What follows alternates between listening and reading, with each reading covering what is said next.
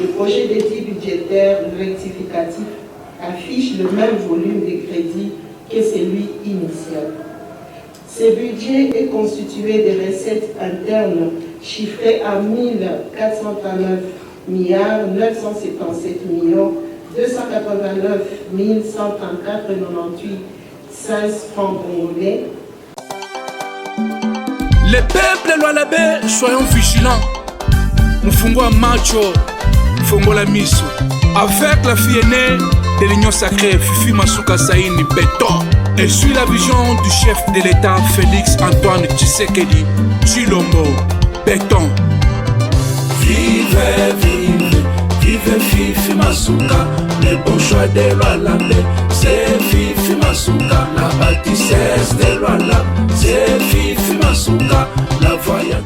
Peuple congolais, bonjour et bonsoir. Réseau dépendre na air bokolanda biso mokili mobimba na yebike boza ebele na katia ICB TV bokolanda la diva de la presse, votre humble servante. Émission oyo epesa kabino ba sango na mayenyo so makoleka na mboka na biso Congo, mayema koleka na province ya Lualaba oyo dirigé na mama wakazi mama gouverneur Fifi Masuka Saini que je salue et je souhaite de bonnes choses mama gouverneur. Oyo toko beta vraiment masolo mukolo lelo na mayema koleka na province ya Lualaba parce que na moment toko lo baboye to tikali na province moko na Congo oyo sala lelo fierté ya mokonzi mboka Fati Béton donc to tikali na élève moko o azako obéir et puis azako landa lokolo ya maître naye qui est le chef de l'État Fati Béton, c'est gouverneur Fifi Masuka Saini vraiment et belé lelo yo tozo yoka vraiment ke ba kendaki ko auditionner bango ba kendaki vraiment ba kendaki ko samba bazu ba 7h to tangi komba motuté ya audition to yebité c'est parce que bazo sala musala malamu te mais pour na lola ba vraiment olinga te o mata okita ezela pona ba TV ya YouTube et pas wapi ba Ivana chanda to vanda ka kuna na YouTube biso ba youtubers na ba youtuber pour qu'il est londe yango yonde awa na kati YouTube nde makambo donc ce ko koti na YouTube ko yoka ke lisolo Fifi Masuka zo betama na ba diaspora na ba congolais nyos tubaza partout dans le monde ba ko beta lisolo Afrique mobimba ba beta lisolo ke na Congo to na gouverneur moko Fifi Masuka Saini kombo ese kenda la star ya ba gouverneur nyonso ya Congo. Pourquoi pas te beta ma solo province wana mingi mingi pour t'encourager à sala makambo malonga.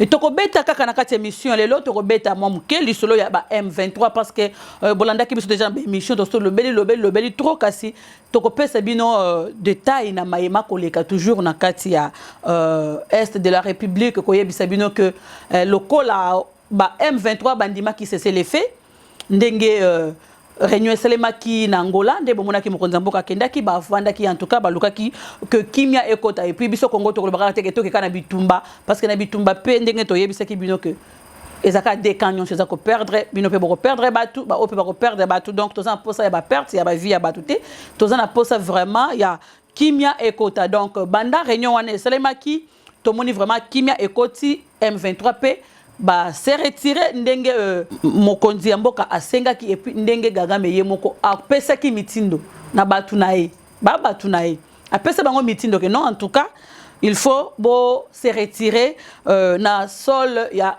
Congo et ce qui wana te président ya Angola tozo yeba te parce que monsieur ba ko lobaki aza traître monsieur ba ko lobaki azo jouer biso na double face mais tozo yeba te mais tozo petande li solo ya geste malamu so ki eza ya malamu so ki eza asali yango pona ko tenter na ba congolais to yebite mais pona biso to yambi yango na moto moni que non a pesi 30 tonnes ya ba vivre et pas ya ba mapinga na biso oyo bazana Nord Kivu na est de la République to moni gouverneur militaire yende ayambaki baton oyo utaki na Angola eza lusungi asungi bande kona biso oyo bakima ki banda kuna bango pona guerre bakeko batama quelque part oyo bakima ki na rupture bakima ki na ba territoire misusu de façon que ba éviter bitumba oyo eza ko bundama na sol na bango na mabele na bango mopandi kuna donc biloko wana eyaki congolais loko tozaka toujours mayele wana tozo pesa nde mayele ba de peur et de meur po boye baké ba critique nyonso bozo mona lelo na ba réseaux sociaux bato ba ko critiquer Fati ake ko signer accord mususu na Angola et boye ba ko de n'importe quoi na sina bandela ko yebisa que baza bana misala ba M23 allez-y comprendre que baza ba congolais té ba komina ba porte-parole na bango partout donc biso auto yebi ezake mokonzi mboka azana kati ya koluka ka bolamu ba congolais azana kati ya koluka bolamu ya ba congolais pourquoi bitumba eza bien ata na kati ya ndako papa na mama bazo bunda soki bo kebite boko pasola ba vitre soki bo kebite boko pasola ba mesa soki bo kebi pete boko zoki ça peut mwana obambi eloko zo bamba mwasi boy ezui mwana pe azoki ça veut dire que innocent moko boya kufi pona nini bino bibale bozo bunda tango banzoko bazo bunda matiti nde bazo kapasi tozo senga na bande kona biso nsto bozo sala ba critique contre mokonzi mboka Fati Beton bo mekanano ko zwa kibomoto dans humanisme tozonga nanu batu to raisonner le quoi batu ba réfléchir ka to yeba nanu makamuni tozana kati ya koloba parce que les loso ki bazuyo batindi yo kendo ke bunda est ok bunda te preuve ane que chef de l'état abimi na message na ya PCA sengi na ba jeune ba s'adhérer na FRDC mais ba parents na ba opposant na biso ya nzala ya Congo o bazane lokote très bien bino ya nzala parce que bozane lokote jusque là nanu bobandi ko ningana te mais biso élection en 2023 eza confirmé. Ce qui est venu, c'est que la belle élection, tu respecter le calendrier électoral. Donc, parce que nous avons bandela, mbongo nini o ekopesa yo posa na ngo élection. Parti na no ezate. Soto beti masolo SID za reçu. Fayu lutika biso kimia, yebiso ba communicateur no batika ko kendela ba télévision bazangi makamba koloba ba kende koloba de n'importe quoi. Tala ka niveau, bokomi ko critiquer na mutu. Azole kana camion na nzela.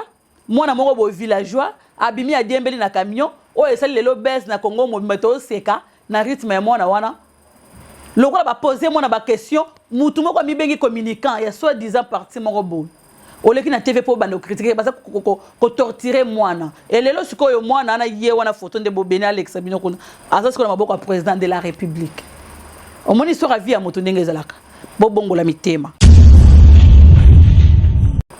Nazo bande vraiment na province là parce que nazo ne sengo mingi ya kopé ça vraiment information oyo tango nazo beta lisola là bana yo kaka vraiment sengo kombona ke moi si lokolanga azo c'est la fierté ya mboka na biso et si ka belé baloba ke moi si atonga ka mboka te mais na loba moi si azo tonga ti bo mona ka ivana pena na tiaka munoko makasi pona loba parce que na yebike fifi masuka zo pesa biso valeur biso basi. Donc personne n'a courage sur que na vandi liboso a caméra pour ça na kata caméra na minu na on appelle que tozana valeur makasi basi to tombo la mboka lelo Congo na 26 provinces tozan province moko eza dirigé na mwana mwasi zelana to tchana vidéo ya liboso parce que lelo nazo ke bino étape par étape naza posa nazo ki semite mabatu misusu mais na oyo ke bino mawo to ke na bino malemi mais bon comprendre par les images. Lelo depuis toza na guerre na est banda to banda ko diembela bitumba eza na mboka eza na guerre o toza na attitude ya bitumba wana gouverneur na boîte akendaka attitude ya bitumba wana gouverneur na ba mituka na samoli na ba jeune fille mike bana batu ya mike na sima mituka to mona bino mais jusque là to yoki atateke au gouvernement ni provincial o eke ko présenter budget nango na assemblée provinciale. Mais Nalola Baïsalemi déjà. La première de la classe, Fifi Masuka Saini. Je vous salue. Tobé Tali Solo, c'était le 26 novembre 2022.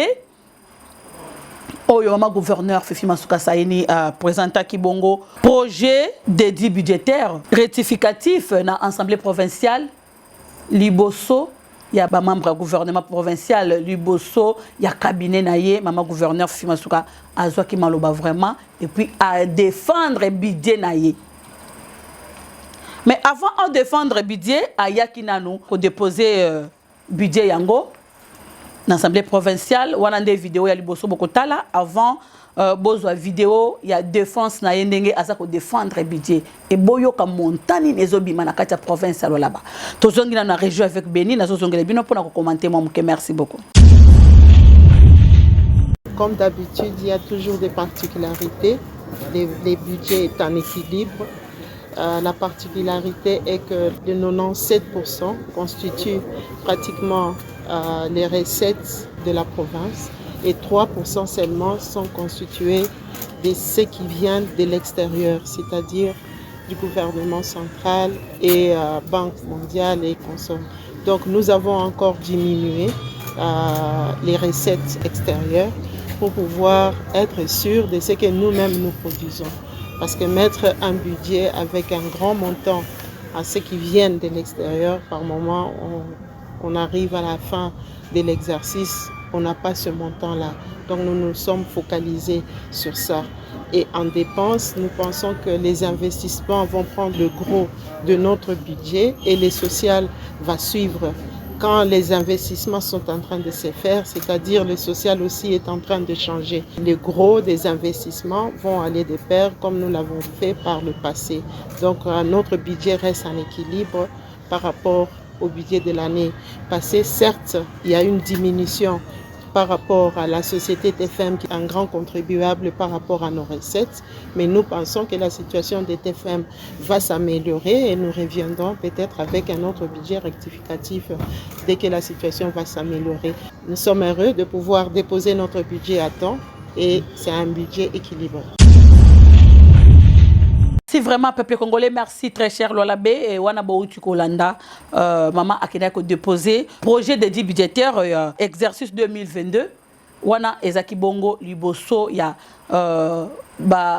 députés provinciaux, Liboso, il y a président de l'Assemblée provinciale et puis Ezaki na présence et il y a membre du gouvernement. Donc sali yango avant. Et puis récite wana yeye pourquoi parce que maman gouverneur a expliqué biso que parce que focaliser mingi na makoki o ezobi manakati province au lieu que se focaliser na oyo province eza ko recevoir. D'être baka toujours que Fifi Masuka azali modèle de gestion pour na bato ebele, pour na ba gouverneur ebele, pour na ba province ebele. Ata ya Congo te même na ba pays mususu ba mboka mususu ya Afrique baza pe na posa ba gouverneur le quoi Fifi Masuka sai. Ce qui bolingi boye ba makambo tozolo ba bozo habitude ya kotala kana ba commentaire ya ba vidéo ya Fifi Masuka na kati ya réseaux sociaux bokomona ba commentaire ya bandeko o baza libanda ya mboka bokomona ba commentaire ya bandeko o baza na ba pays Afrique baza kolela ba komona ke gouverneur ya boye ya mwasi mazo sala musala koleka na ba gouverneur o baza na ba mboka na biso en tout cas aza mutu ya kobatela malamu parce que aza na bolingo ya kotombola mboka na biso. Wana ezaki dépôt nanu ya budget awasko tozotala défense. Suka na makambo nde sika to vandeli vraiment tozotala défense ya budget. Liboso ya assemblée provinciale, liboso ya ba députés provinciaux. Et puis bazanga qui peut malobate là je vois honorable Dio Saini a eu parole pour encourager maman gouverneur Fifi Masuka Saini. C'est au cours d'une plénière organisée ce samedi 26 novembre que la gouverneure du Lualaba a présenté devant les élus provinciaux l'économie du projet de dit budgétaire rectificatif exercice 2022. À son arrivée, Fifi Masuka Saini a été ovationnée par les cadres et militants des formations politiques de l'Union sacrée de la nation à l'entrée de la salle des plénières. La chef de l'exécutif provincial a dit prime abord saluer l'engagement du président de la République Félix Tshisekedi pour sa volonté incontestée et ses efforts considérable dans la lutte contre le M23 soutenu par le Rwanda. S'agissant de ces documents évalués en recettes et en dépenses à 1610 milliards 739 620 830 et 28 cents, Fifi Masuka Saini a fait savoir à la représentation du peuple lualabé que malgré les difficultés liées notamment à l'arrêt des exportations de l'entreprise Tenke Fungurume Mining et les faibles taux de rétrocession de Kinshasa, ces budgets gardent la même hauteur des recettes que celui initial. Le projet d'étude budgétaire rectificatif affiche le même volume de crédits que celui initial. Ce budget est constitué de recettes internes chiffrées à 1439 milliards 977 millions 289 134,98 francs congolais. Je reconfirme avec certitude que je continue toujours avec mon gouvernement à conjuguer des efforts considérables en vue de compter prioritairement sur nos propres moyens avant de songer à recourir au financement externe. Après la présentation du projet d'édit budgétaire rectificatif exercice 2022, les députés Jean-Marie Kassea et Josaini Samundengo ont, dans leur intervention, jeté des fleurs à l'exécutif provincial pour le travail abattu jusque-là dans le cadre de la vision du président Tshisekedi. Madame, je voulais comprendre. Quelle est votre magie? Parce que moi j'ai compris que vous connaissez des difficultés. Mais vous gardez les mêmes montants de recettes. Vous renvoyez seulement, vous réaménagez du côté des dépenses. Mais du côté des recettes, nous connaissons, nous en tant qu'autorité budgétaire, que vous connaissez des difficultés. Je jette des fleurs à l'exécutif provincial. Le budget étant constitué pratiquement de ressources propres sans recours au financement extérieur. La gouverneure de province sera encore face à la représentation provinciale le lundi 28 novembre prochain pour récolter les préoccupations du groupe parlementaire.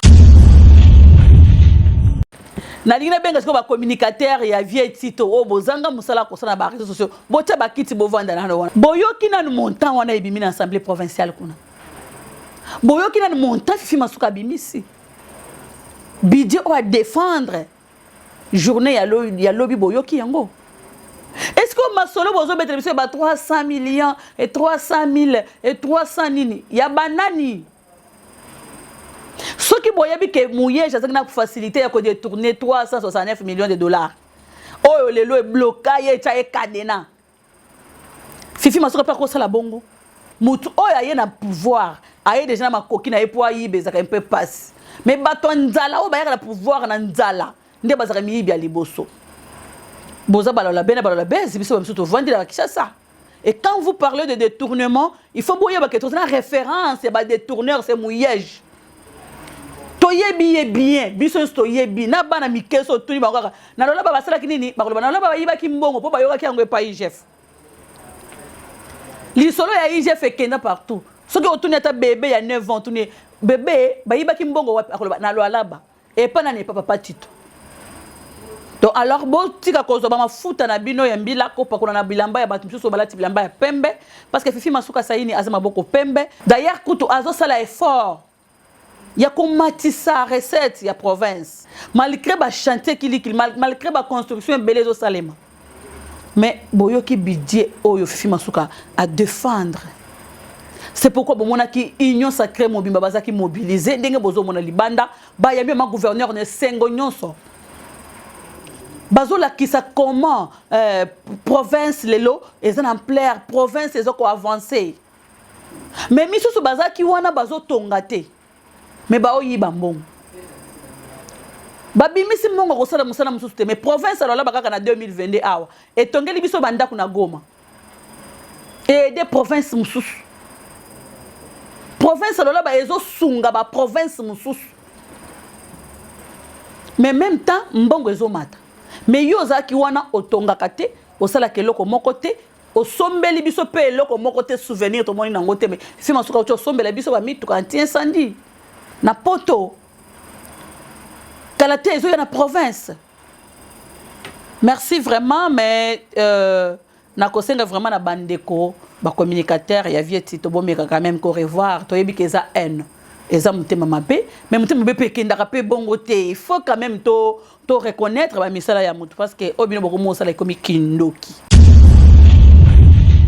Et voilà, merci vraiment, merci nazo le kana na matali ba nomination o esalemi na mboka na biso Congo mingi vraiment na kobeta lisolo ba maire ya ba ville oyo bazaki nommé ba bourgmestre o bazaki nommé en tout cas topesi merci na chef de l'État Fachi Beton.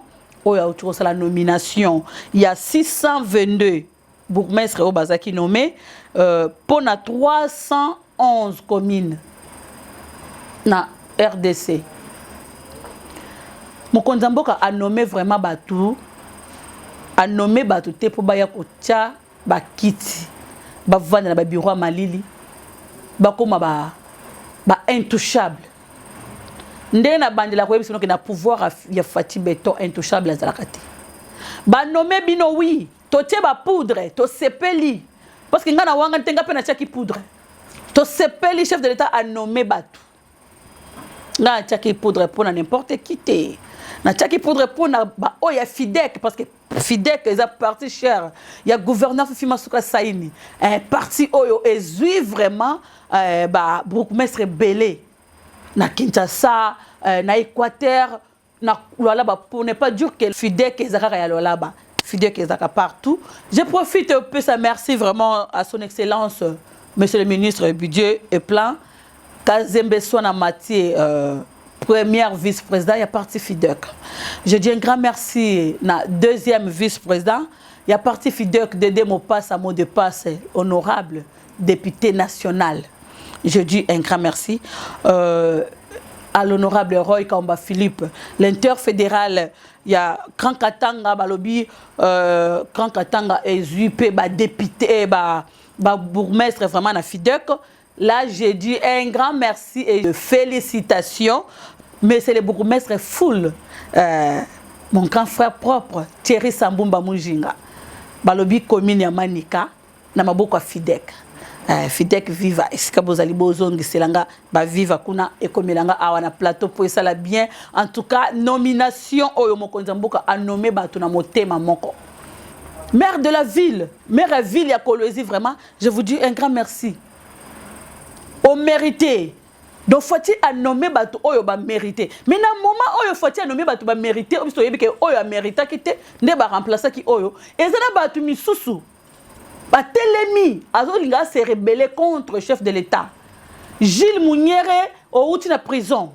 Au taki ko lia mvungule kuna. Olela ki mu kwantombo na munoko mboka toyoka ki obiso nyonso. Mais yeba ke Fati aza ya bino te po buni boza IDPS Fati aza ya biso nyonso. Donc ceux qui osent s'attaquer na mokonzi mboka okokuta na biso na nzela nayo. Ozo bengisa ba combattant ba ya IDPS. IDPS ngo ya yo pour cela na bango marche contre Fati pour nommer batu. O ya Monique batu na bakoki. Lokola yo liaka ba mbongo batu ba benga ko na sima banda ba kabela ko ba $100 ba $200 batu wana okutaki mutema ke yango nde Fati akovuti. Nalandaki audio ya ministre Aselo en tout cas et c'est Pelisa Kinga. Aselo bino non. Makambu ya nomination o eza yanga te. Pour na bato bazako futse ba nyongo ke yo nde ofako intervenir à lobi non. Chef de l'État a sali o esengeli asala. Et puis so mokonzi asala lobi déjà ba ka commenter na simate. Yo lingo te de la chef de l'État. Gilles Mouniere. Bino na no bato IDP so boko marcher contre Fati. Pour nommer bato o ya sepel na bango a nommer. Et belé o ebino bo pesa confiance na IDPS lelo ba liambongo ba escroka ba mbongo ba koma ba intouchable misuko tobwela bato ba pine awa na Kinshasa. Lelo bo lingi Fati so pouvoir azong tela bato bongo. Yo lingo ba chef de l'État a sali choix ya mabe. Par rapport à quoi? Batongo so bandaki misala po yo juger bango. Gilles Mouniere to pesi yo 48 heures loko pesa ka pe bato. Ngana la la konza la pena Gilles Mouniere. Bandana ko retirer maloba na yo nyonso au sali na vidéo ya koloba na batu ke ba telema ba bimananzela ba marcher pour la nomination mokonza mboka sali. Fatia camarade notre Gilles Mouniere. Il faut respecter Aza ya UDPS Aza président ya Congo. Aza président ya Congo. Il faut au pesa y respect. Mais le rôle yo pesa Fati respecter biso pe to ko pesa yo respecter Gilles. To pesa 48 heures au retirer maloba na yo. Mokonza mboka félicitations encore une fois. Merci vraiment pour la nomination. Parce que parmi Batom, c'est Yebi. Tout le monde qui est chef d'État a pessi pouvoir, a pessi à nommer Batou Oyo, ba mérité. Ne sait les Nabango Moussala. Zo exemple Thierry Sambumba Mujinga, na Katia Lolaba.